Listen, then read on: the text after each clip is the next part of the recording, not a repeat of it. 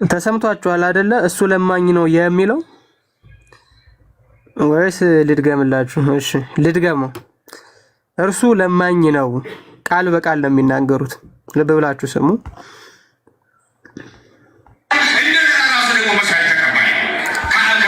ሜቢ ቪዲዮ ባበራ የተሻለ ሊሆን ይችላል ካልዘጋ።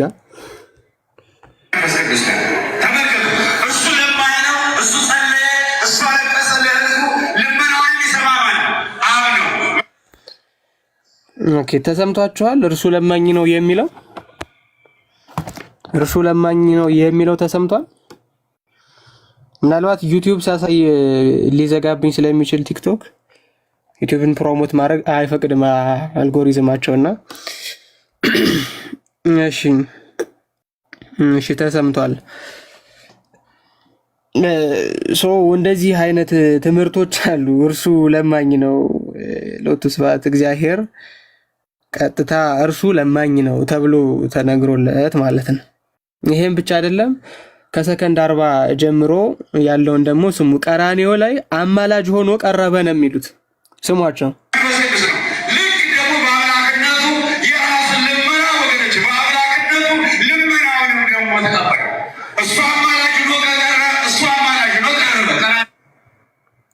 ኦኬ ሰምታችሁታል? ቀራንዮ ላይ ክርስቶስ አማላጅ ሆኖ ቀረበ ነው የሚሉት። ሰምታችሁታል አይደለ? ቀራንዮ ላይ ልድገምላችሁ በደንብ እንድትሰሙት ስለምፈልግ ነው። በጣም ብዙ የተምታቱ ልጆች አሉ። በጣም ብዙ የተምታቱ ልጆች። ለምን ይሄን ትምህርት በውስጥ የሚያስተምሩ በኦርቶዶክስ ስም የተሰገሰጉ ልጆች አሉ። እኛም ውስጥ በኦርቶዶክስ ስም የተሰገሰጉ ይሄን ትምህርት የሚደግፉ ልጆች አሉ። እና የነዛ ልጆች ሻዶ ስለዋጣቸው አብዛኞቹን ይሄንን ነገር ለመቀበል ምንም የማይመስላቸው ማለት ነው። ቤተክርስቲያኗ ለዘመናት ዲፌንድ ያደረገችው ክርስቶስ ፈራጅ እንጂ አማላጅ አይደለም ብላ ነው። አሁን ቃሉን በቃል ደረጃ ብንጠቀመው ችግር የለውም ብሎ ማዘናጋት፣ ከዛ ቃሉን በቃል ደረጃ መጠቀም ችግር ከሌለው ወደ ሌላ የዶግማ ጥሰት ደግሞ ትሄዳለህ ማለት ነው። አሁን ልብ ብላችሁ ስሙ። የቀራንዮውን ቤዛነት ካሳ ማስታረቅ ሳይሆን ምን እንደሚሉት አማላጅነት ነው የሚሉት። ደግሜ ፕላይ ለበለላችሁ ስሙት፣ ጆሮአችሁን አስላችሁ።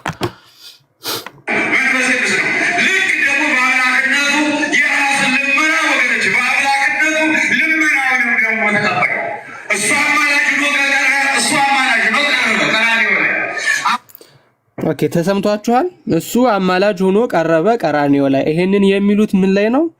ቅድም ያልኳችሁ የሚያደርጉትን አያውቁምና ይቅር በላቸው የሚለው ቪዲዮአቸው ላይ ደቂቃ 20 ከሰከንድ 40 እስከ 43 እቺን ንግግር በትክክል የሚናገሯት ማለት ነው። በደንብ እንድታደምጡ ፈልጋለሁ። ይቀጥላሉ። አሁንም ገና ናቸው። ክርስቶስን አማላጅም ነው ተማላጅም ነው የሚሉት። አማላጅም ተማላጅም ስሙ።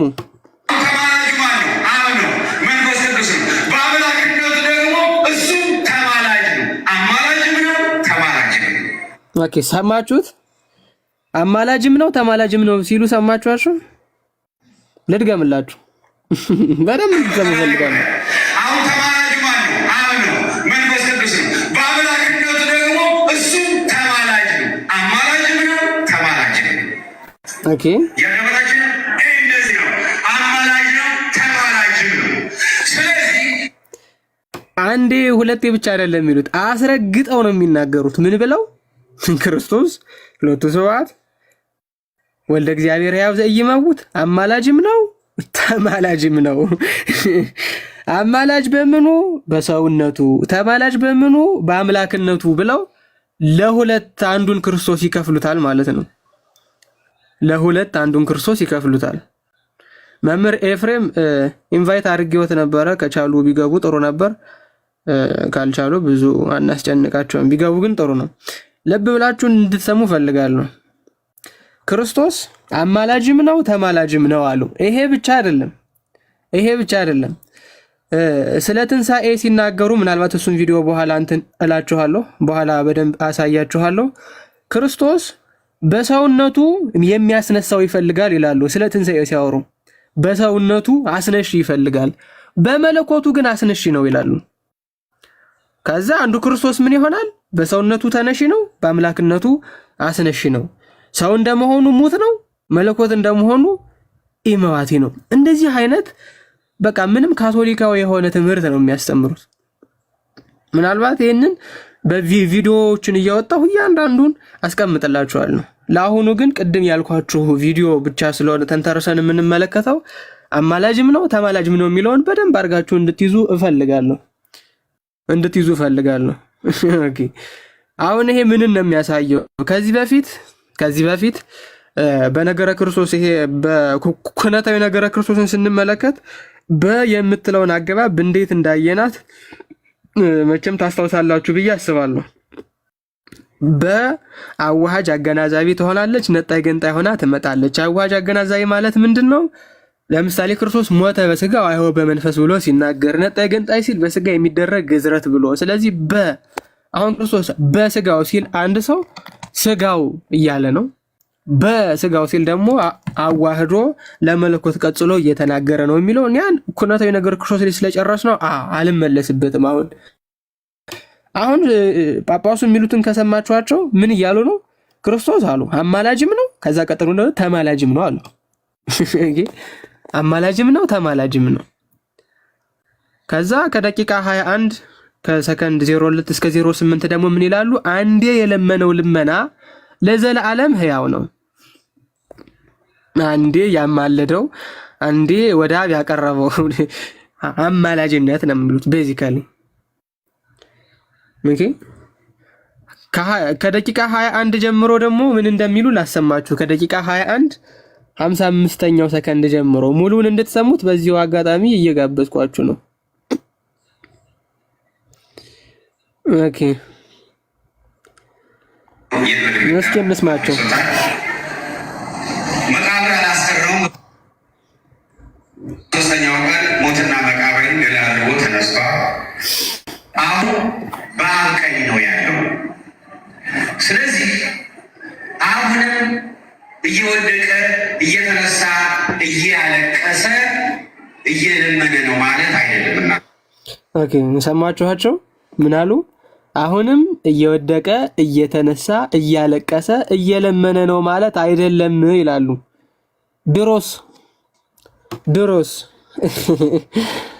ድሮስ እየወደቀ እየተነሳ እያለቀሰ አማልዷል። ይሄ እኮ ከነ ኤፍሬም ባለ ጊዜ ከነ ቀለሜ ከነ ምናምን ጋር ስንከራከርበት የነበረው ርዕስ እኮ ነው። ቤዛነቱን ማስረሳት ክርስቶስ ግብረ ዘወሀብክን ይፈጸምኩ ብሎ የተናገረውን ነገር ማጣጣል። ከዚያ ቀጥለው ምን ይላሉ? ምልጃው ዘላለማዊ ነው ይላሉ። በጣም የሚያሳዝነው ደግሞ ከደቂቃ 22 ጀምረው አለቃ እያሌው ታምሩን ለዚህ ነገር አስረጃ አድርገው ለመጥቀስ ይሞክራሉ። አለቃ እያሌው ታምሩ ምልጃና በሚለው መጽሐፋቸው አንድም ፍሬዝ የለችም። ክርስቶስ አማላጅም ነው ተማላጅም ነው የሚል አንድም ፍሬዝ የለም። አይደለም በትምህርት ደረጃ በቃል ደረጃ ያስቀመጡበት ምንም የለም። ከዛ ቀጠሉ 25ኛው ደቂቃ ላይ ሮሜ 8:34ን ክርስቶስ አማላጅ ነው ለማለት ጠቅሰውታል። ድንቅ የሚል ነው። ሰው እኮ ቢያንስ ጊዜ ሲሄድ ምንፍቅና አብሮ መሻሻል አለበት እኮ እግዚአብሔር በሚያውቀው ማለት አብሮ እንዲሁ ከፍ ማለት አለበት። አንድ ጥቅስ ላይ ተሰፍቶ መኖር በጣም ይከብዳል። 25ኛው ደቂቃ ጀምራችሁ ላሰማችሁ። አማላጅ የቅዱሳን ብቻ እንጂ እሱ ፈራጅ ነው። ታዲያ ማን ሊፈርድ ይኖራል? መፍረድ ይላል እኮ እዚያ ሮሜ 8 ላይ የሚኮንን ማን ነው? የሚያጸድቅ ማን ነው? የሚኮንንስ ማን ነው? ይልና ከሞት የተነሳው በአብ ቀኝ ያለው ስለኛ የሚማልደው በአብ ቀኝ ያለው ስለኛ የሚማልደው ይላል። አሁን እንግዲህ ስለኛ የሚማልደው ማለት አሁን አንሰብን ማለት ነው በእኛ አመለካከት ሲሆን እንዴት ይቻለ? ስለኔ እኮ ነው ከአብ ከመንፈስ ቅዱስ ጋር በመለኮት አንድ የሆነ ጌታ እንዲህ ሊቀ ካህናትን የብሉይ ኪዳን ሊቀ ካህናት ተክቶ አንድ ነው ጊዜ ሊቀ ካህናት ሆኖ ይህን ያህል እየተዋረደልኝ እኮ ለእኔ ነው ብሎ በማድረቅና በፍቅሩ በረደረ ሳነስ በመግባት ፈንታ በፍቅሩ ለተራ አሁን ሰው ሮሜ 8:34 ብቻ አይደለም ዕብራውያን 7:21ንም ለምልጃ ተጠቅሷል። ከዛ ከ7:21 ጀምሮ ያለውን ለአማላጅነት ጠቅሰውታል እስከ 25 ድረስ። ኦብቪየስሊ ድሮ የምንከራከርበት የነበረውን ነገር ስለኛ ሊያማልድ ዘወትር በሕይወት ይኖራል የሚለውን ደቂቃ 36 ከሰከንድ 40 ጀምረው ስለኛ ሊያማልድ ዘወትር በሕይወት ይኖራል ብለው ቀጥታ አማላጅ ብለው ነው ክርስቶስን ያስቀመጡት ማለት ነው። ቀጥታ ምንም ወደዛ ወደዚህ ሳያደርጉ። በጣም የሚገርመው የሰኔን ድጓ ራሱ ጠቅሷል። አረግ ሰማያ የሚለውን እንጂ አዌ አበስል ምረተ ያንን ራሱ ክርስቶስ አማላጅ ነው የሚለው ይኸው በድጓ ውስጥ አለ ብለውም ለማሳየት ሞክረዋል። ይሄ ብቻ አይደለም። ደቂቃ 41 ጀምሮ ከሰከንድ 30 ጀምሮ ምን ብለው ይናገራሉ? ፕሮቴስታንትም ይሁን ካቶሊክም ይሁን ኦርቶዶክስም ይሁን ሁሉም ገነት ይገባል ነው። ሁሉም ገነት ይገባል፣ ግን ፍቅር ያስፈልጋል። ከዛ አንደኛ ቆሮንቶስ የፈረደበት ከሁሉ ፍቅር ይበልጣል የሚለው ያለ ቦታው ያለ እንትኑ ለዚህ ጥቅስ ለዚህ ማስረጃ አድርገው ተጠቅመውታል ማለት ነው። ለዚህ ማስረጃ አድርገው ተጠቅመውታል። ለምኑ ነው ማስረጃ አድርገው እየተጠቀሙት? ፕሮቴስታንቱም ካቶሊክም ምኑም በክርስቶስ ጥላ ስር ነው ያለው አሉ። ካቶሊኩም እንግዲህ ጆቫውም ማለት ነው። ሁሉም በክርስቶስ ጥላ ውስጥ አለ። ከዛ በኋላ ምን ይሆናል? ገነት ይገባል ማለት ነው ሁሉ። እንደውም ጭራሽ ምን ይላሉ? ፍቅር ከሌለኝ ከንቱ ነኝ የሚለውን ከአውዱ ውጭ ከጠቀሱት በኋላ የካቶሊክ ገነት፣ የፕሮቴስታንት ገነት፣ የኦርቶዶክስ ገነት የሚባል የለም ይላሉ። ያልተጠየቀ መመለስ ማለት ነው። ከዛ ቀሪውን ደቂቃ ከዚህ በኋላ ያለውን 48 ደቂቃ ከ18 ሰከንድ ነው እንትኑ ሙሉ ቪዲዮ።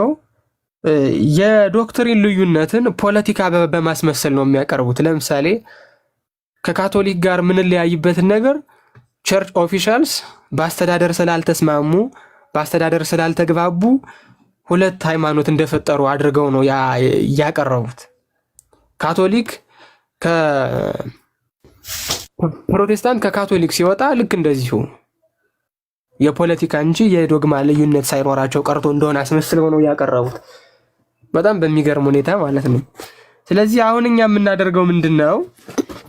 ከመጽሐፍ ቅዱስ የተጠቀሱ ክፍሎች አሉ። ከዛ ውጭ ያሉት የራሳቸው መረዳት ስለሆነ ያው እንግዲህ እንደፈለጉት ውሃን ባርከው ስለሚበሉ ይህንንም ባርከው እንዲበሉት እንፈቅድላቸዋለን። ችግር የለውም። ጉዳዩ ሮሜ 8:34 እንደው በእውነት ስለ ምልጃ እንደው ክርስቶስ አማላጅ ነው ለማለት የሚጠቀስ ክፍል ነው የሚለውን እኔ አጠራ አድርጌ ያሳያለሁ። ከዛ ደግሞ መምህራን ይቀጥላሉ ማለት ነው።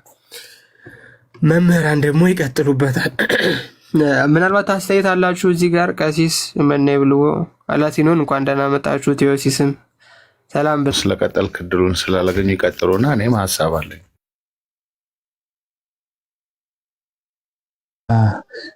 እሰማለሁኝ።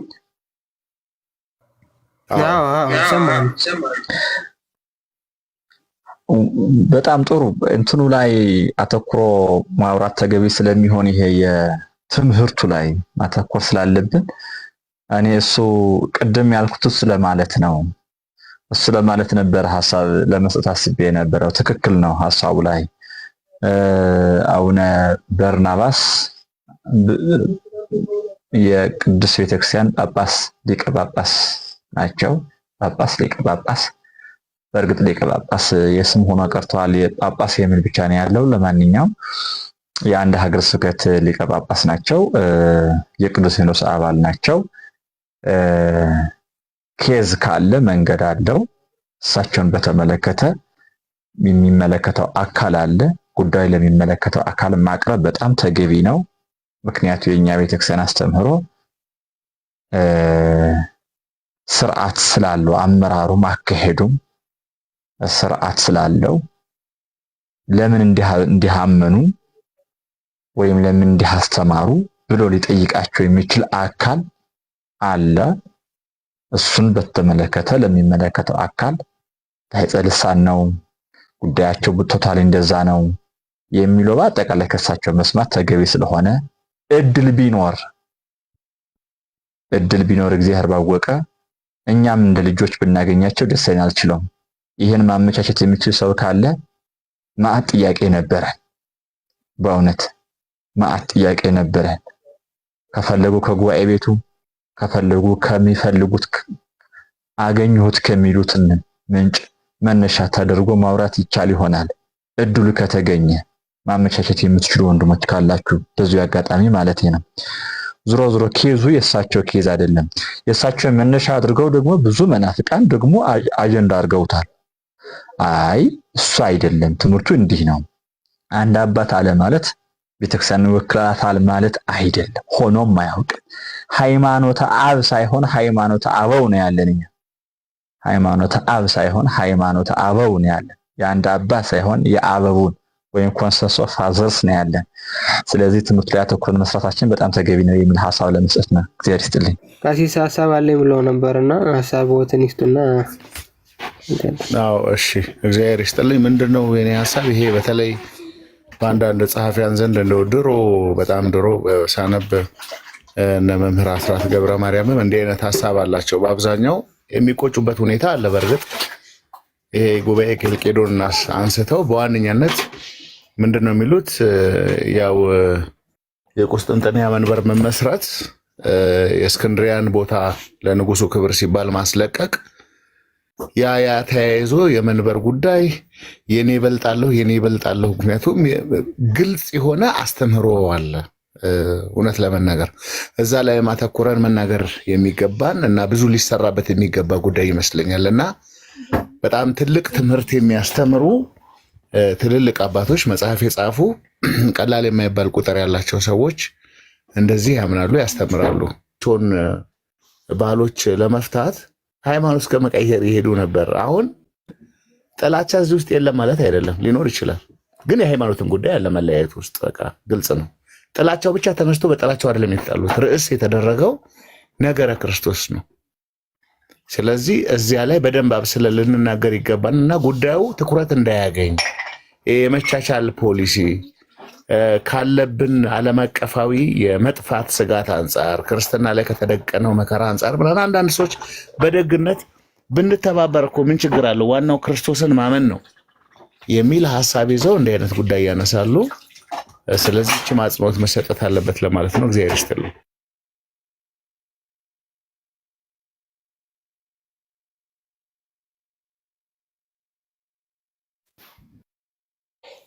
እሺ እግዚአብሔር ይስጥልን ቀሲስ። ቀጥታ ወደ ጉዳያችን እንግባና እስኪ ሮሜ 8:34ን መጀመሪያ እንመልከታት። እሺ እስኪ መጀመሪያ አንድምታችንን እንመልከተውና አንድምታችን እንዴት አድርጎ አስቀምጦታል። ከዛ በኋላ ወደ ግሪኩ ቃል ኢንቱካኔ ወደምትለው ሄደን ኢንተርሴሽን የሚለውን አውድ በደንብ እንድንረዳው ይሆናል ማለት ነው። ያው ቃል እዛው ሮሜ 8:27 ላይ ተቀምጧል። ወውቱ ያህትቶ ለልብና እርሱ መንፈስ ቅዱስ የልቦናችንን መርምሮ ያውቃል ወያምር ዘይህሊ መንፈስ ከዛ ወይተዋቀስ በኀበ እግዚአብሔር በእንተ ቅዱሳን ይላል። ወይተዋቀስ የሚለውን አሁን ተመሳሳይ ቃል ለሚጠቀመው ሮሜ 8:34 ሄዶ ስለ ቅዱሳን ስለ ሐዋርያትም ከእግዚአብሔር ዘንድ ይከራከራል አለ። ፈርዶ የሚሰጣቸው ስለሆነ ልብ በሉ፣ ፈርዶ የሚሰጣቸው ስለሆነ ማነው እሱ? መንፈስ ቅዱስ። ወይተዋቀስ ሲባል ምንድነው? ፈርዶ የሚሰጥ ነው። ወይተዋቀስ መከራከር አለ። አይ መከራከርስ የለም፣ ይከራከራል ማለት ለእኛ ፈርዶ ይሰጠናል። ፈርዶ የሚሰጣቸው ስለሆነ ነው። ነአምር ከመ ይረድኦሙ እግዚአብሔር ለይፈርሁ ውስተ ሁሉ ምግባረ ሰናይ አለ። እግዚአብሔር ለሚወዱት እንዳሳም ለተጠሩት ነገር ሁሉ ለበጎ እንዲደረግ እናውቃለን አለ። ክፉም ቢደርስባቸው ምእመናን ለበጎ የሚያደርግላቸው ማን ነው? መንፈስ ቅዱስ። ለምን? ወይተዋቀስ በኀበ እግዚአብሔር ተብሏል። እርሱ ይከራከራል። አይ በእግዚአብሔር ዘንድ መከራከርስ የለም ብሎ ይሄንን ለፍርድ ሰጥቶ ይተረጉማል ማለት ነው። ማን ነው ይሄ? የኛ አንድምታ ሮሜ 8:34ን ምን ብሎ ተረጎመው? አንድምታው ለመለሊሁ ያጸድቅ መኑ ዘይኮነን አለ። እሱ ቢያጸድቅ ማን ይኮንናል? ክርስቶስ ኢየሱስ ሞተ፣ ኢየሱስ ክርስቶስ ሞተ ወተንሥአ እሙታን ከሙታንም ተለይቶ ተነሳ ወሀሎ የነብር በየማነ እግዚአብሔር በአሪና ይኖራል። ወይተዋቀስ በእንቲአነ አያችሁ፣ ወይተዋቀስ በእንቲአነ ስለኛ ይከራከራል ማለት ነው። ከዛ መከራከርስ የለም ስለኛ በዕለተ ዓርብ ባደረገው ተልእኮ ፍጹም ዋጋችንን የምናገኝ ስለሆነ ነው። ይሄ ፍጹም ዋጋችንን የምናገኝ ስለሆነ ነው። ይሄ ከምልጃ ጋር ተያይዞ የሚጠቀስ ጥቅስ አይደለም። ከምልጃ ጋር ተያይዞ የሚጠቀስ ጥቅስ አይደለም። አንደምታው በጣም ግልጽ አድርጎ ነው የሚያስቀምጠው። ይሄንን ከአንደኛ ዮሐንስ ምዕራፍ 2 ቁጥር 1 ጋር በአብ ዘንድ ጠበቃ አለን የሚለው ጋር ከሱ ጋር ነው አቆራኝቶ የሚተረጉመው። ሁለቱ አንድ ባንድ ስለሚሄዱ ለምን ክርስቶስ ለኛ ይፈርድልናል። ሁልጊዜም ቢሆን ባለጋራ ዲያብሎስ አለ። ዲያብሎስ ሁሌም እኛ ይከሳል። ምክንያቱም የወንድሞቻችን ከሳሽ ተብሏል በራእይ መጽሐፍ። የኢዮብ መጽሐፍ ላይም ኢዮብን የሚከሰው ዲያብሎስ ነው። ለዚህ ዲያብሎስ እኛን ሲከስ ክርስቶስ ለኛ ይፈርድልናል። ወይ ተዋቀስ በእንቲያን ለኛ ይፈርድልናል ማለት ነው። ይሄ ብቻ አይደለም። በልመስጡ አግያኮ ቅዱሳን ሐዋርያት ክርስቶስን ምን ብለውታል? ወመምህር ዘያሲ ዘይትቃወም ለነ ብለውታል። ዘይትቃወም ለነ ስለኛ የሚከራከርልን ብለው ያስቀምጣሉ። ምን ማለት ነው ይሄ? ክርስቶስ ለኛ ይፈርድልናል፣ ለኛ ያደላል ማለት ነው ባጭሩ። ኃጢአታችንን ይቅር እያለ በቀራንዮ ባደረገው የቤዛነት ስራው ያንን በሙሉ ኃጢአትን በራሱ ካነጻ በኋላ በአብ ቀኝ ተቀመጠ ስለሚል በክብር ተቀመጠ ስለሚል በስልጣኑ ኃጢአታችንን እየሻረ እያነጻን እያጸናን በእርሱ ዋጋችንን ይሰጠናል። ዋጋችንን የምናገኝ እንሆናለን ማለት ነው። አሁን ቃሏን ብንጠቀማት ምን ችግር አለው የሚል አለ። ይሄው ሮሜ 8:34 ባይብል ሀብ ላይ ገብታችሁ መጠቀም ትችላላችሁ። ማንኛውም ሰው መጠቀም የሚችለው ነገር ነው። ኢንተርሴሽን ተብላ የምትተረጎመው ኢንቱካኒ የምትለው ቃል ናት። ይሄው ኢንቱካኒ የምትለው ቃል ናት። ኢንቱካኒ ይህች ቃል በድሮ የሮማ ኮንቴክስት ምን አይነት ጥቅም ነበራት? ምን አይነት ጥቅም ነበራት? ኦኬ እሺ፣ ለምሳሌ ኢንተርሴሽን የሚለው ማለት ነው ኦሪጂንስ ኦፍ ሮም። ይሄው በሮም ግዛት ውስጥ መጀመሪያ የነበራት ቦታ ማለት ነው። ኢንተርሴሽን አሁን እኛ ኢንተርሴሽን ብለን በእንግሊዘኛ ያመጣ ነው ማለት ነው። ሪፈርስ ቱ ዘ ሌጋል ሜካኒዝም ኢን አኒሽንት ሮም through which one magistrate could block or annul the action of another magistrate particularly during the republican era ይላል። ኦኬ ምንድን የሚያደርግበት ነው? ድምጽን በድምጽ የመሻር መብት ያለበት ነው። ኦኬ ድምጽን በድምጽ የመሻር መብት ያለው ኢንተርሴሽን አለ ማለት ድምጽ በድምጽ ይሻራል ማለት ነው። ተመልከቱ። ኢንተርሴሽን was primarily exercised by higher ranking magistrate በጣም ከፍተኛ በሆኑ ኦፊሻሎች በሮማ ውስጥ። እንግዲህ የተጻፈው ለማን ነው? ለሮም። ይሄንን ቃል የምንረዳው በእነሱ ታሪክ ኮንቴክስት ሄደን ነው እንጂ በኢትዮጵያ ኮንቴክስት መጣን አይደለም። the ability to intercede provide a critical safeguard against potential abuse of power by legal magistrates ሰው ዝም ብሎ ፓወሩን አቢዩዝ እንዳያደርግ የሚጠብቀው ነው።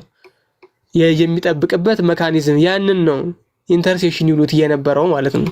ይሄ ጀስት ኖርማል እንትኑ ነው፣ ባክግራውንድ ነው የዚህ ቃል ኤቲሞሎጂ ባክግራውንዱ ማለት ነው። ኦኬ እሺ ሌትስ ጎ ቱ ዲክሽነሪ ኦፍ ግሪክ ኤንድ ሮማን አንቲኪቲስ። ዲክሽነሪ ኦፍ ግሪክ ኤንድ ሮማን አንቲኪቲስ ይሄንን ቃል ምን ብሎ እንደሚተረጉመው እንመልከት። ኢንተርሴሽን ኮንስቲቱሽናል ካለ በኋላ intercession is used to denote the right of veto possessed by Roman magistrates አለ። አያችሁት? it's a power of veto ማለት ምንድነው? ድምጽን በድምጽ ይሽራል። አሁን ለምሳሌ ኔቶ የተባበሩት ምናምን መንግስታት ድርጅት ምናምን የሚባሉት ውስጥ የድምጽን በድምጽ የመሻር መብት ያላቸው ትንሽ ሀገራት አሉ። ይሄንን የመጣው ከየት ነው? ቅድም እንዳሳየዋችሁ አቢዩዝ ኦፍ ፓወርን ለመጠበቅ ወዘተርፈ ተብሎ በሮማ ውስጥ ያስተዳደር ህግ ነበረ። ወደዚህ ወደኛ ኮንቴክስት ስናመጣ ወደ ሃይማኖታዊ ኮንቴክስቱ ስናደርገው ግን ኢንተርሴሽን ማለት መለመን፣ ማማለድ፣ አማላጅ መሆን ማለት ሳይሆን ምንድነው አለ ራይት ኦፍ ቪቶ ፖሰስድ ባይ ሮማን ማጂስትሬት ከፍተኛ በሆኑ ባለስልጣናት የሚያዝ ድምጽን በድምጽ የመሻር መብት ነው። ኢንቱካኒ የሚለው ድምጽን በድምጽ የመሻር መብት። አሁን ሙሉ ኮንቴክስቱን እንድትረዱት ወደ አማርኛው እንሄድና እንመልከተው። ሮሜ 8:34 ሙሉ ጽንሰ ሐሳቡ እንዲገባችሁ ማለት ነው። ኦኬ ኢንተርሴሽን የሚለው አማላጅነት ማለት አይደለም። ታዲያ ምንድነው? ድምጽን በድምጽ የመሻር መብት ነው። ታዲያ እንዴት ከሮሜ 8:34 ጋር ይገናኛል የምትሉ ካላችሁ ይሄው እግዚአብሔር የመረጣቸውን ማን ይከሳቸዋል አለ። ማን ይከሳቸዋል? ይሄ ጥያቄ ነው ወይስ መልስ ነው? ይሄ ጥያቄ ነው ወይስ መልስ ነው? እሺ ለእናንተ ተውኩት። የሚያጸድቅ እግዚአብሔር ነው። ሙሉ ስቴትመንት ነው። የሚኮንንስ ማን ነው አለ። የሚኮንንስ ማን ነው? የሚኮንንስ ማን ነው? ይሄ ጥያቄ ተመልሷል። አንድ ኮሜንት ላብራና ይሄ ጥያቄ ተመልሷል። የሆነ እንድንሳተፍ ስለምፈልግ ነው። ይሄ ጥያቄ ተመልሷል። በሮሜ 8:34 ላይ የሚኮንን ማን ነው የሚለው ጥያቄ ተመልሷል። የሚኮንን ማን ነው የሚለው ጥያቄ ተመልሷል ወይስ አልተመለሰም? አልተመለሰም። እሺ ኖ ራሱ መልስ ነው። አልተመለሰም። እሺ የሚኮንንስ ማን ነው ካለ በኋላ አሁን ኮናኙን ነው የሚያመጣው። ኮናኙ ማን ነው አለ? የሞተው አለ። የሞተው ከዚያ ይልቁንም ከሙታን የተነሳው ከዚያ በእግዚአብሔር ቀኝ ያለው ከዚያ ደግሞ ስለኛ የሚማልደው ክርስቶስ ኢየሱስ ነው አለ። ክርስቶስ ኢየሱስ ነው። አሁን ይሄ ጥያቄ ተመለሰ ወይስ አልተመለሰም? የሚኮንነው ማን ነው የሚለው ነው ብሎ ጨረሰ። አያችሁ፣ ጠየቀ፣ መልሱን ከስር አስቀመጠ። ስለዚህ ይሄ ሁሉ የተዘረዘረው ኮናኙ ነው ወይስ አማላጁ ነው? ኮናኙ ነው ወይስ አማላጁ ነው? ኮናኙ ነው አማላጁ ነው? 34 ላይ ያለው ኮናኙ ነው ወይስ አማላጁ ነው እየተቀመጠው?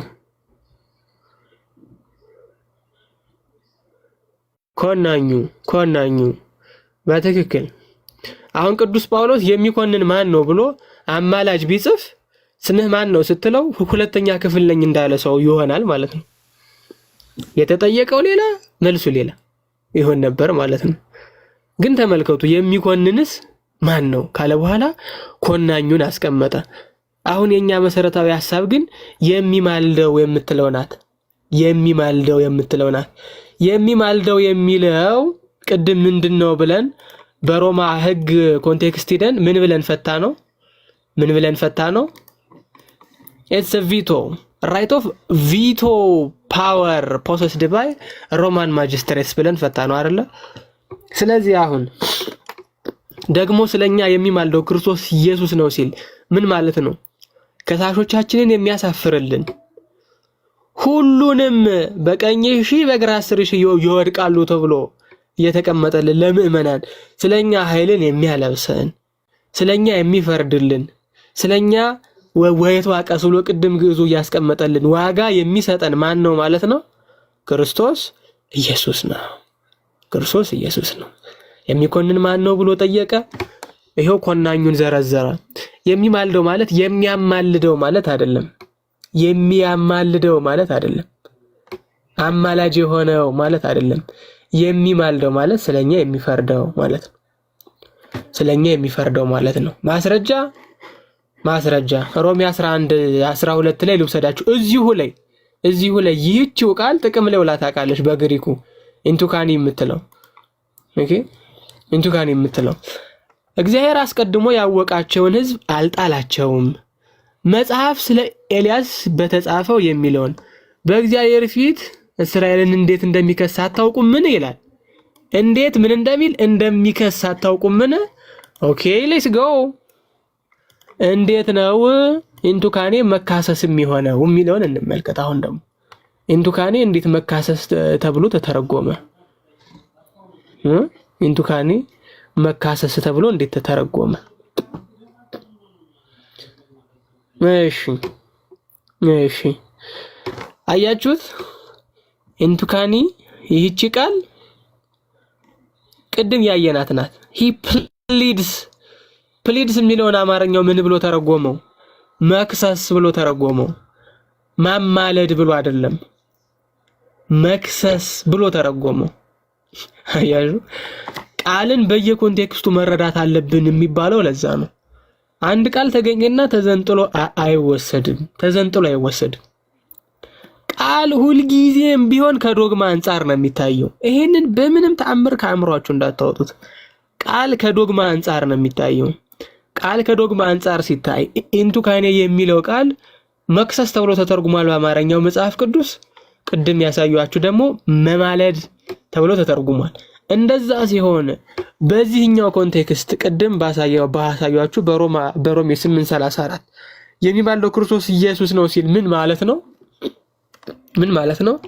የከሳሻችንን ድምጽ የሚያሳፍርልን፣ የከሳሻችንን ድምጽ የሚያጠፋልን፣ የሚያሳፍርልን ትምክህታችን ክርስቶስ ኢየሱስ ማለት ነው። የምንመካበት አባት ብለን እንድንጮህ የልጅነት መንፈስን የሰጠን አምላካችን ማለት ነው እንጂ አማላጃችን ማለት አይደለም። አማላጃችን ማለት አይደለም። የሚያማልድልን ማለት አይደለም። በተአምር ማለት ነው። እንደዛም ሊሆን ስለማይችል ከዚያ እኮ ትምክህቱ በጣም ሲጨምር ቅዱስ ጳውሎስ ከክርስቶስ ፍቅር ማን ይለየናል እኮ ይላል። ለምን? ክርስቶስ ኢየሱስ አለዋ ስለሱ የሚፈርድለት። ማን ይለየናል? መከራ ወይስ ጭንቀት ወይስ ስደት ወይስ ሥራ ወይስ ራቁትነት ወይስ ፍርሃት ወይስ ሰይፍ ነውን? አሁን ይሄንን ሁሉ እንዲያልፍ ቅዱስ ጳውሎስ የሚያደርገው ማን ነው? ክርስቶስ ኢየሱስ። ክርስቶስ ኢየሱስ ምን እያለ የከሳሾቹን ሁሉ ድምጽ እያጠፋ በረድኤት እያቀረበ በቅድስና እያስዋበ ሁልጊዜ የሚያኖረን አባታችንም አምላካችንም ኢየሱስ ክርስቶስ ነው። ስለዚህ ሮሜ 8:34 ለአማላጅነት ጭራሽ ክርስቶስ ኢየሱስ አማላጅ ነው ለማለት የሚጠቀስ ክፍል አይደለም። ሲጀመር መልስ ነው። ለምን ጥያቄ መልስ ነው? ለኮናኙ ጥያቄ መልስ ነው። ለኮናኙ ጥያቄ መልስ ነው። ለኮናኙ ጥያቄ መልስ ነው። ለዚህ ኮናኙ ማን ነው ብሎ አማላጁን ቅዱስ ጳውሎስ ሊያስቀምጥ አይችልም። ቅድም እንዳልኳችሁ ስም ማን ነው ስትባሉ ሁለተኛ ክፍል ነኝ እንደማለት ነው። አልተገናኝቶም የሆነ ነገር ማለት ነው። ስለዚህ አንደኛ እሱ ነው። ሁለተኛ ይህቺ ቃል ማለት አማላጅነትን የምታመለክት ሳትሆን ድምጽን በድምጽ የመሻር መብት ናት። ኤቲሞሎጂዋን አየን። ቃሏ ከየት መጣነቷን አየን። በሮማ ስርዓተ መንግስት ውስጥ ድምጽን በድምጽ የመሻር መብት እንጂ መለመንን፣ ማማለድን ወዘተርፈ የምትመለከት ክፍል አይደለችም። ይሄንን ስለሚያውቅ ነው አንድምታችን ምን ብሎ የሚያስቀምጠው። የኛ ሊቃውንት እኮ በጣም ክብር ይገባቸዋል እኮ። ስለኛ ይከራከራል። ወይቷ ቀስበንት ያነ ስለኛ ይከራከራል። መከራከርስ የለም። ስለኛ በዕለተ ዓርብ ባደረገው ተልእኮ ፍጹም ዋጋችንን የምናገኝ ስለሆነ 27 ላይ ሲተረጉሙ ደግሞ ምን አሉ? ለመንፈስ ቅዱስም ይሄው ይማልዳል የሚለው ተቀጽሎ ስለሚገኝ ወይቷ ቀስባ በእግዚአብሔር በእንተ ቅዱሳን የሚለው ስለ ቅዱሳን ስለ ሐዋርያትም ከእግዚአብሔር ዘንድ ይከራከራል አለ። መከራከር ስለሌለ ፈርዶ የሚሰጣቸው ስለሆነ ነው አሉ።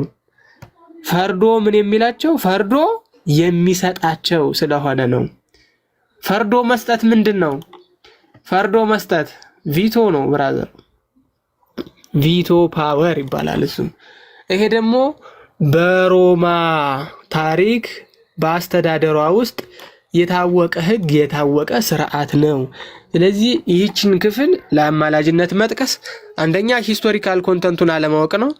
ሁለተኛ ሂስቶሪካል ኮንተንቱን ባናውቀው ራሱ ከላይ ላለ ጥያቄ እየተመለሰ መልስ ስለሆነ ኮናኙን ፈራጁን እያስቀመጠ እንጂ አማላጁን ኢየሱስ ክርስቶስን እያስቀመጠ አይደለም ማለት ነው። ስለዚህ ሮሜ 8:34 ለኢየሱስ ክርስቶስ አማላጅ ነው ለማለት የሚጠቀስበት አገባብ ምን አይነት አገባብ ሊኖር እንደሚችል እኔ አላቅም። እንደምታችንም ግልጽ ነው። የአባቶች ትምህርትም በዚህ በኩል ግልጽ ነው። ቃሏን ራሱ ነጥለን አውጥተን ብናያት የአማላጅነት ጽንሰ ሐሳብ የላትም። የሰኔውን ድንጓ ምናምኑን አንድ ቀን እናነሳዋለን አብረንና እኔ ብቻ እንዳላወራ እድል በመስጠት ልጀምር። ከማን ልጀምር? ቀሲስ ከርሶ ልጀምር ወይስ መጨረሻ ላይ ይጠቀልሉልናል? ከሌሎች ጀምር። መምህር ዘማርያም ይሁና።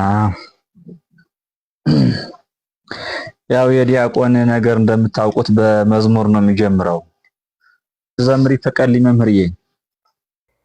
እንደ ይቻላል። ክርስቶስ አምላክነ ዘመጻ ወሐመ በእንቲአነ በሕማማቲሁ ቤዘወነ ድርሳን ዮሐንስ አፈወርቅ ተብሎ ተተርጉሟል።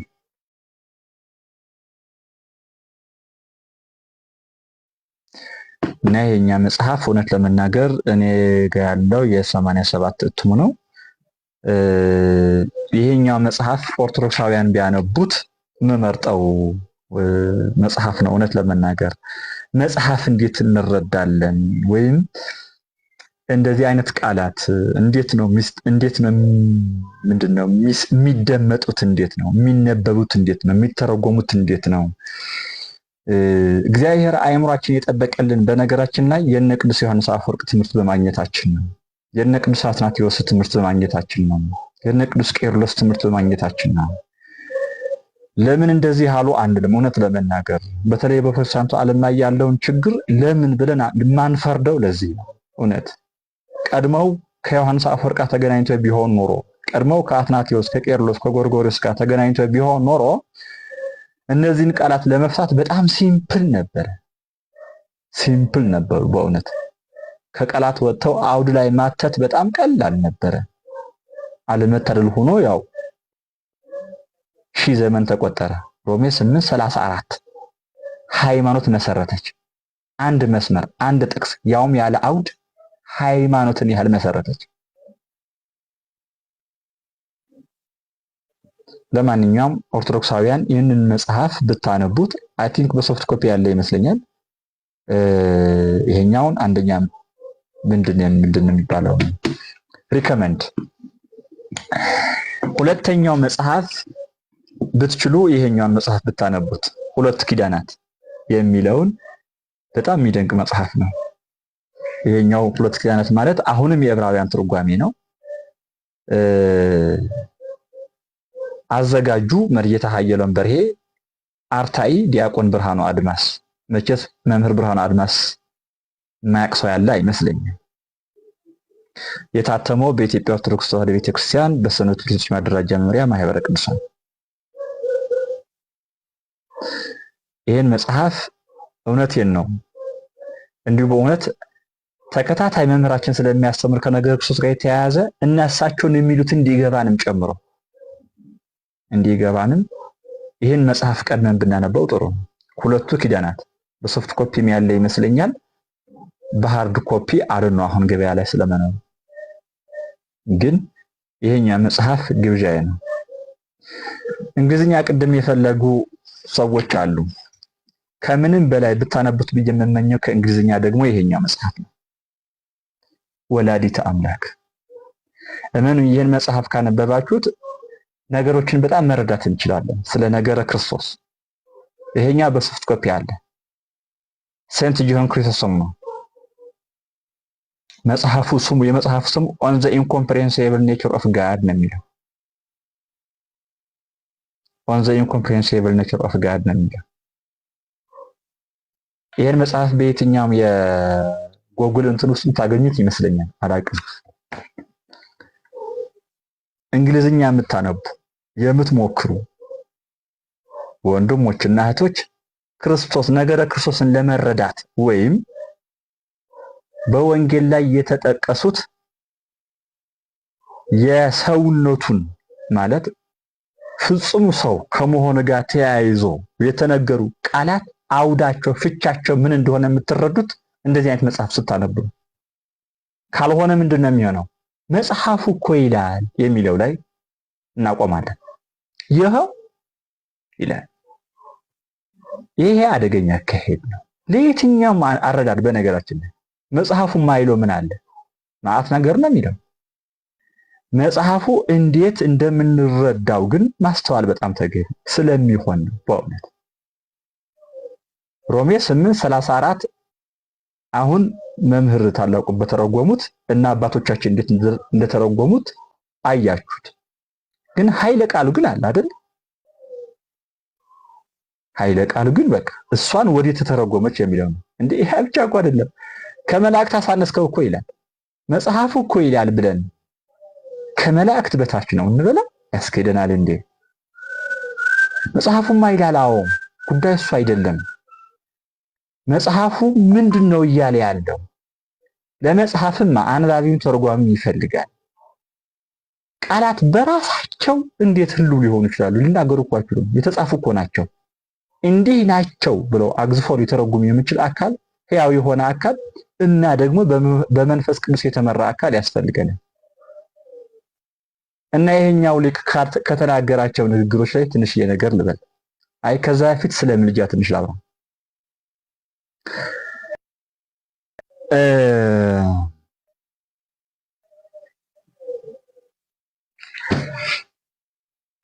ቅድም ያነበብነው ወይም ያዜምነው ቤተ ክርስቲያናችን ለክርስቶስ ወይም ደግሞ ለወልደ አብ ለወልደ ማርያም በምን ልክ ነው የምትገልጠው የሚለው በጣም መረዳት ነው። ይሄ ማለት ምን ማለት ነው? ለምሳሌ ምልጃ ላይ ለምንድን ነው ይሄማ አይሆንም ለማለት የሞከርነው? ለምንድን ነው ማለትም ሞተ ለማለት ካላፈርክ፣ አሁን ከባዱ የትኛው ነው? ሞተ። ኦኬ ሞተ የሚለውን ያላፈረች ቤተክርስቲያን ወይም በእያንዳንዱ አገልግሎቷ ውስጥ ሐመ ወሞተ ሳትል ስጋ አምላክ ማትፈትት ከሆነ ሐመ ወሞተ የሌለው ጸሎት ከሌላት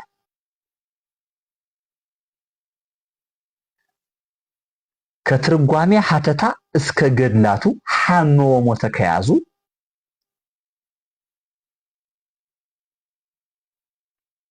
መሞት የማይገባው ሞቶ መሞት የሚገባውን ሕያው እንዲሆን ሞትን በሞት ገደለ ብላ መሞትን እዚህን ሞተ ከብላ የምትዘምር ቤተክርስቲያን ምን ነው ምልጃ ላይ ደርሳ ብሎ ማየት በጣም ወሳኝ ነገር ነው። እግዚአብሔር ባወቀ የትኛው ነው ከባድ? ሞተ ነው ከባድ ወይም ሞተ መባልን ነው ከባድ ወይስ ለመነ ማለደ የሚለው ቃል ነው ከባድ? አንዳንድ ሰው ይሄን ያልኩበት ምክንያት አምላክነቱን ብቻ እንጂ ሰውነቱን የሚክዱ አካላት አሉ። በነገራችን ላይ መጠንቀቅ ያለብን እሱ ነው አንዱ።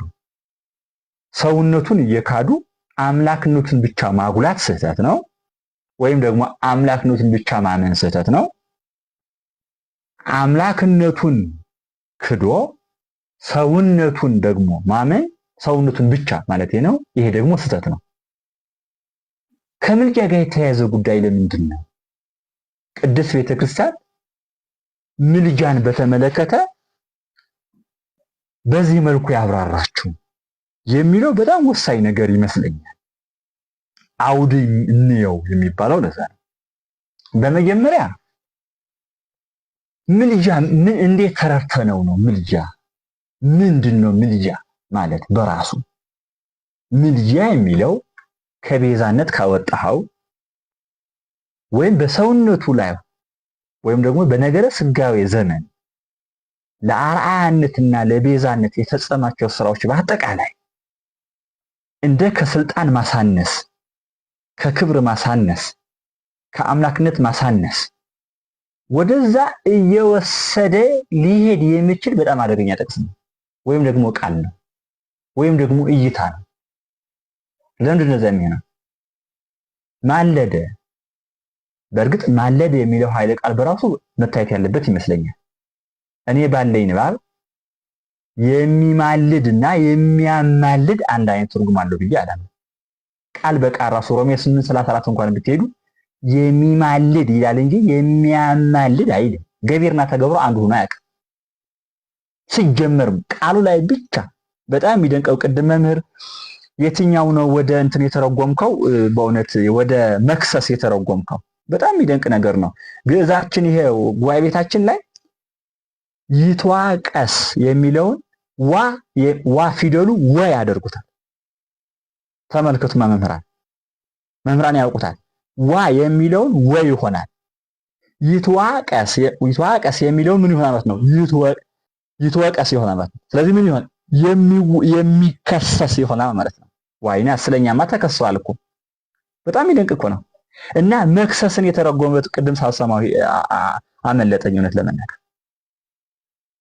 በጣም የሚደንቀው በገዛችን ይሄ ትርጉም አለ። ይትዋቀስ የሚለውን ይትወቅ ወይ ያረጓታል። ዋ ወይ ሆነና እንዲህ ቢል ነው ይሉታል በትርጓሜ ያተታ። ስለዚህ ስለኛ የሚከሰስ የሚዘለፍ የሚታሰር የሚመታ የሚሰቀል ሆነ ማለት ነው። ይሄ ግሩም ሐሳብ፣ ይሄ ጥሩ ትርጉም ነው። ማለደ ወይም አማለደ የሚል ትርጉም ወስደን እንተርጉም ካል ቀጥታ የት ነው የሚሄደው? ማ ለማ መጀመሪያ የሚመጣው እሱ ነው። ማ ለማ ማለማ ይለምናል፣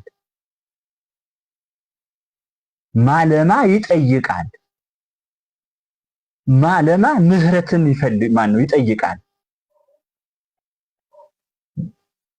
ቃል ስጋ ከመሆኑ ጋር ተያይዞ ከአምላክነቱ የጎደለው ነገር አለ እንዴ? ቃል ስጋ ከመልበሱ ጋር ተያይዞ ሩቅ ብእሲ ሆኗል እንዴ? ቃል የኛ ሰውነት ስለተዋሃደ እግዚአብሔርነቱ አጥቷል እንዴ? እንዲያ ብለን ካልተረጎምን እግዚአብሔር ለእግዚአብሔር ይለምናል እንዴ? እግዚአብሔር ለእግዚአብሔር ይጸልያል እንዴ? እንደዛ የሚባል ትርጉም እንዴት ነው የሚሆነው የሚለውን አውዱ ይበላሻል ቶታሊ። ወይም ወልድ ያንሳል ወደሚለው በቀጥታ ይመጣል ማለት ነው። በእግዚአብሔርነቱ በአምላክነቱ በመሐሪነቱ ወይም እግዚአብሔር ከመሆን ጋር ተያይዞ ወልድ ፍጹም እግዚአብሔር አይደለም ወደሚለው ነገር ይመጣል። ፍጹም ነው ብለህ አምነህ ይለምናል ወደ አብ ካልክ በአብ ውስጥ ያለው እግዚአብሔርነትና በወልድ ላይ ያለው እግዚአብሔርነት ልዩነት አለ ማለት ነው።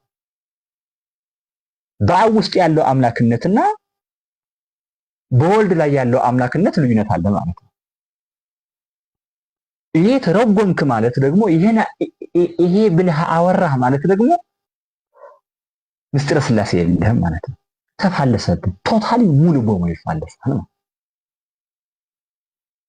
ይከራከርልናል። እግዚአብሔር ሊከራከር የሚችል ማን ነው? ሞት፣ ሰይጣን፣ ሰው ወይስ ኃጢአት? ወይስ አብ ከወልድ ጋር ይከራከራል? ወይስ እግዚአብሔር ከእግዚአብሔር ጋር ይከራከራል? የእግዚአብሔር ባህሪ ይስማማዋል? እኛ ይከራከራል በሚለው ትርጉም ከወሰድነው እኛ በምናውቀው መከራከር ስለኛ ኃጢአት ይከራከራል የሚለውን እኛ የምናውቀው መከራከር ከሆነ ከእግዚአብሔር ባህሪ ጋር ማን ነው እሱ? ምን አይነት ፍጥረት ከፈጣሪ የሚከራከር? ምን ስልጣን ቢኖር እንዴት ይሆናል? እንዴት ለእግዚአብሔር ይቀጸላል? የሚለውን ስለማያስኬድ ነው። አይ በሰውነት ውስጥ የሰራቸው ስራዎች በምስጢረ ሥጋዌ ፍጹም ሰው ስለመሆኑ የተነገሩት ንግግሮች እንደ ስልጣን የሌለው እንደ እግዚአብሔርን ያጣ እንደ አምላክነትን ያጣ ሄራርኪ የመፍጠር እንዲህ የማድረግ ምስል ከሰጠው ክርስትና በቃ ገደል ገባ ማለት ነው። አይሆንም። ታዲያ ምን እናድርገው ነው ጉዳይ። ቃል በቃል እኮ አለ። አዎ አለ። ስለዚህ ሥጋዌ ወይም ተሰገወ ሲባል ለሰውነቱ የሚነገሩ ነገሮች በሙሉ ምን ይሆናል ማለት ነው? ቤዛነት፣ አርአያነት፣ እንዲህ እያንዘረዝራቸዋለን። ባለፈው መምህራችን ሲያስተምር ተራቤ የሚለው ግስ እንመዛለን እንጂ ረሃብተኛ አንለው። ለምንድን ነው ያላልነው? በነገራችን ይሄ ቃል በቃል ሁለት ኪዳናት ላይ ልታገኙት ትችላላችሁ። ተራቤ የሚለው ግስ ከተገሰሰለት አንድ ምሳሌ መስሎ ያስረዳበትን ልጥቀስና ልጨርስ። በእውነት በጣም ይቅርታ ብዙ አወራሁኝ ይመስለኛል። አይ ቲንክ ይሄኛውን የሆሙሊዎቹ አሉት ከሆሙሊ አንድ ጀምሮ የሚዘረዝራቸው አሉ። እኔ አሁን የፈለኳት 3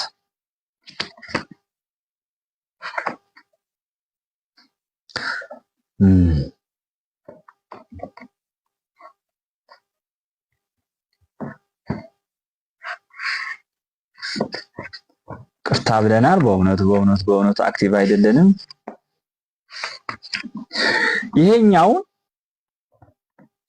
መነሻ አድርጎ የሚሞግተውና ዮሐንስ አፈወርቅ የሚያስረዳው ላዛሪስ ወይም አልዓዛር መነሻ አድርጎ ነው የሚተርከው እና ይሄ ሰውዬ ከመቃብር የተነሳ ነው፣ ተነስ ያለው ነው በአራተኛው ቀኑ እና ይሄ ይላል በጣም የተለያዩ መልሶችን ይመልስናል ብሎ ነው ዮሐንስ አፈወርቅ የሚጀምረው።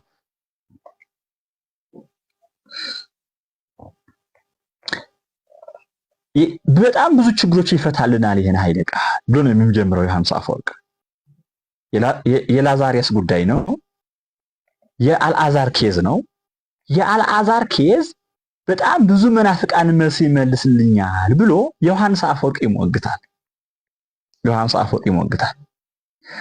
ከሞገታቸው ሐሳቦች አንድ ሁለት ብቻ አንስቼ ልጨርስ። አልዓዛር እንዲነሳ አሁን ንባቡ ስለሚያደክመን ብዬ ነው። በእውነት ንባቡ እንዳያደክመን ብዬ ነው ዝም ብዬ ባጭሩ ለመግለጽ ስለፈለኩት ነው እንጂ ሶፍት ኮፒ ሼር ማድረግ እችላለሁ። በዚህ አጋጣሚ ይሄኛውን የምታነቡ ሰዎች ካላችሁ ሶፍት ኮፒ ሼር አደርጋለሁ እና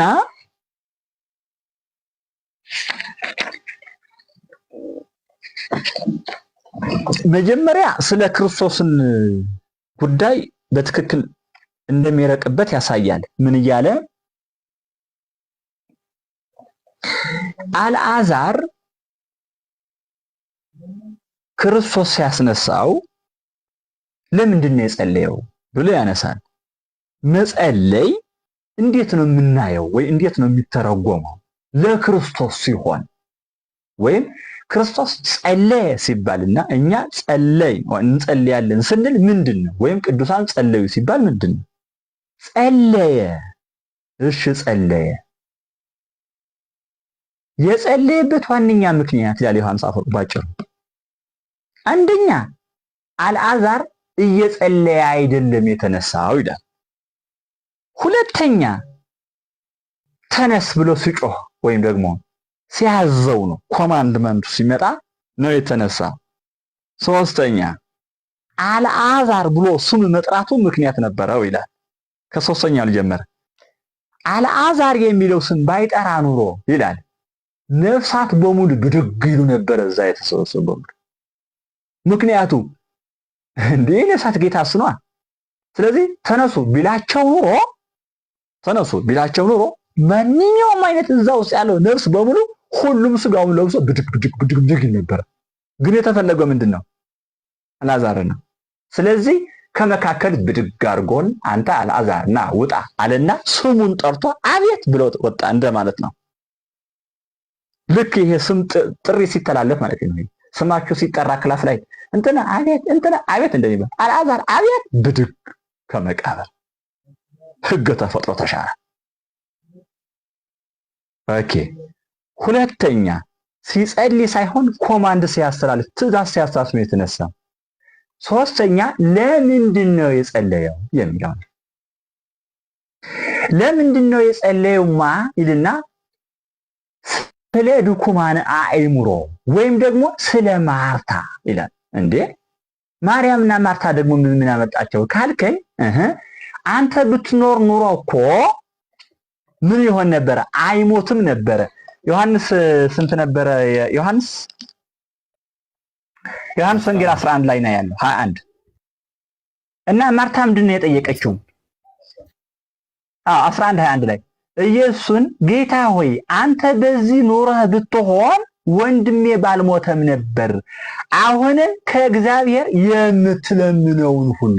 ኦኬ ማርታ የፈለገችው ምንድን ነው? እንዲለምንላት ነው የፈለገችው ይላል ዮሐንስ አፈወርቅ። ተመልከት፣ የማርታ አእምሮ አንተ እግዚአብሔር ስለሆንክ ተነስ በለው አይደለም። የእሷ ጥያቄ እሱ አይደለም። አንተ እኮ አለች፣ አንተ እኮ ከኛ ጋር ሆነ ቢሆን ኖሮ አንደኛው ወንድሜ አይሞትም ነበር። ሁለተኛ አለችና እግዚአብሔር የምትለምነው ሁሉ እንደሚሰጥህ አውቃለሁ። ኦኬ፣ የማርታ አቅም እዚህ ነው ያለው። ስለዚህ አንቺ እኔ እኮ እግዚአብሔር ነኝ ለምንድን ነው ያለው? እግዚአብሔር ነው። የማርታ አእምሮ ይጠብቀዋል። ስለዚህ የፈለገችው ምንድን ነው? እንዲለምንላት ነው የፈለገችው። ስለዚህ ለምንላት ጸለየ ማለት ነው። ጸለየ እንዴ ሉቃስ 11 ላይ ግን ሳይጸልይ አስነሳ ይላል። ጸሎት የሚባል ነገር የለም። አሁን ሌላ ቦታ ላይ ስትሄድ ማለት ነው ሞት አስነስቷል ክርስቶስ፣ ግን ጸሎት የሚባል ቶታል የለም። ኦኬ፣ እዛ ውስጥ እንደዛ የጠየቀ አካል የለም ማለት ነው። ማቴዎስ 8:8 ላይ መጣና 100 አለቃ የሚባል በቤተ ጣራ ከታች ልትገባ አይገባኝም፣ ነገር ግን ቃል ብቻ ተናገር። አሁን ደግሞ የማን ፈቃድ ነው ይሄ? የመቶ አለቃ። ስለዚህ ምን ማድረግ አለበት ክርስቶስ? የመቶ አለቃ እሺ ይሁን፣ እንደ እምነት ይሁን። አሁን ምን ሆነ ማለት ነው? እንደ መቶ አለቃ